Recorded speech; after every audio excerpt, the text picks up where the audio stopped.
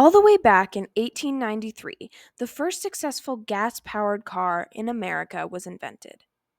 The inventors, J. Frank and Charles Duryea, were working as bike mechanics in their town. Their car was later sold as the first American-made car in the US. At the time, cars were very few and far between, with about 8,000 functional automobiles by 1900. These cars were mainly owned by upperclassmen and were relatively new, meaning that there were not any safety precautions being taken. Well, that was until the 1950s, when seatbelts were made available in cars. As more people started driving, it became more crucial that cars became more safe. However, these safety standards were not consistent or used by all manufacturers at this point. In an attempt to fix this problem, the National Traffic and Motor Vehicle Safety Act was passed in 1966, making it mandatory for all manufacturers to use the same set of safety standards. This added things like seatbelts and airbags to every car. This also meant that there were certain testing regulations that needed to be followed. Over the years, our society has made many technological advancements. Whether it's the light bulb or the newest iPhone, these rapid technological innovations improve the lives of our citizens. This growth brings a responsibility to create laws and regulations that keep everyone safe.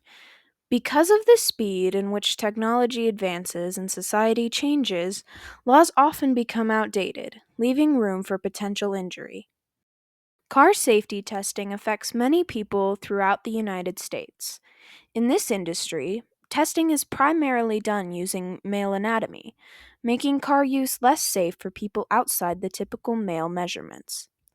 This leaves a population of people exposed to safety risks due to the inadequacy of the current standards. Safety testing standards started at the bare minimum: crash test dummies. At the time, the test dummies were not super effective or diverse. Over the years, these dummies have evolved into what NHTSA calls the family. The family consists of two variations of the 50th percentile male, 5th percentile and small female test dummies, a 10-year-old and a 6-year-old child, a 3-year-old child, a 12-month-old infant, and a newborn. As of 2023, the most commonly used test dummies are the male models. Despite women making up about 51% of all U.S. drivers for the last 10 years, it is not mandatory that female test dummies are used in testing. Because of this, many car manufacturers do not use them. This has proven to be unsafe, considering women are 47% more likely to be seriously injured in a car crash compared to men.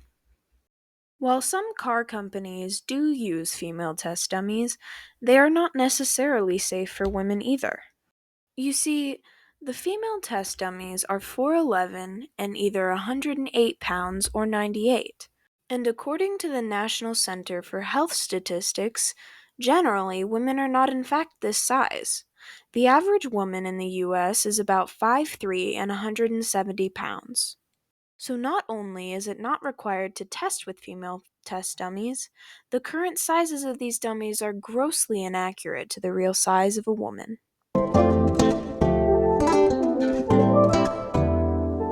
Considering that female drivers make up about 50% of US drivers, this would be approximately 121,050,000 women on the road in 2025. To ensure the safety of all those people, the standards must be changed to better suit their needs.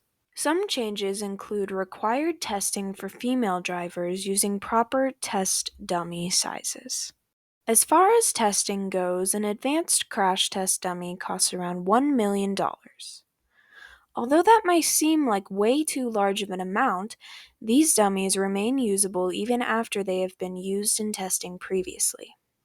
Currently, manufacturers spend millions on test dummies, sometimes owning dozens. In terms of testing with these dummies, TTI Associate Transportation Researcher Michael Bracken says it costs about $1,500 to run a full-scale crash test. By doing tests to ensure the safety of the car for female and male drivers, it would cost the company about $10,000 to test the car. Well, you may be thinking, that still seems like quite a lot of money. So let's use an example. General Motors' annual profit in 2023 was $156,700,000,000. They produced about 107 different models of cars that year. Meaning that if 2 tests were performed per model, General Motors would be left with around $156,699,900,000, making proper testing cost effective.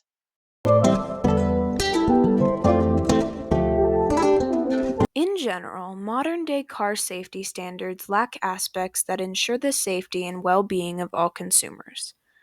To improve safety regulations, proper and current testing must be required for every car. Manufacturers need to meet all drivers' expectations in terms of safety. Lawmakers are also a crucial part of the improvement of road safety and need to take another look at the current regulations and make edits that keep in mind current events and data. It is also important that these new rules be enforced.